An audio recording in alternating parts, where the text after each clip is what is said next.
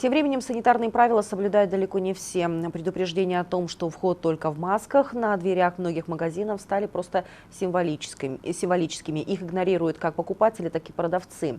Не соблюдают нормы и рестораны, а также другие заведения. Мои коллеги продолжат тему.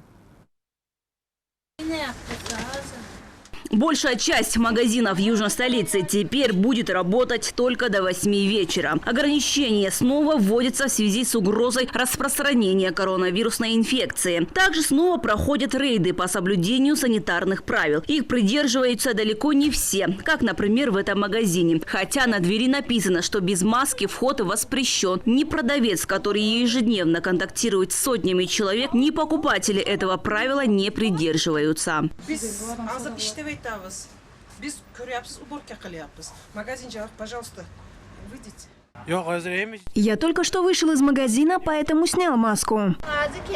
Мы уже закрыли магазин, поэтому я не в маске. Нарушают правила и в этом заведении. Это бильярдный клуб. Видно, как люди выходят из здания, свет везде выключен. В ходе рейда выясняется, что специально, чтобы уйти от проверки, санитарные требования тут также не соблюдают. Сюда приходят до 100 человек в день.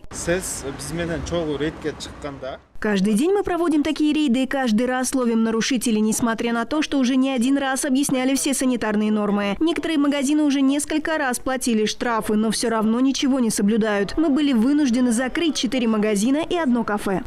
Такие проверки в Аше проводятся постоянно. Цель – предотвратить распространение болезни. Однако специалисты утверждают, что разъяснительная работа эффективна, за исключением нескольких недостатков.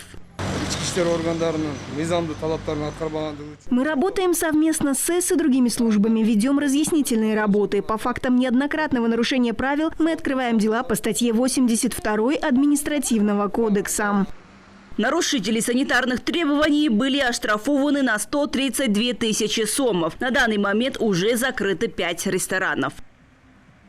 Гүлжан Нурматкыз, Жаңыл Турдуматова, Нурбол Таланпекулу, ЛТР, Ош.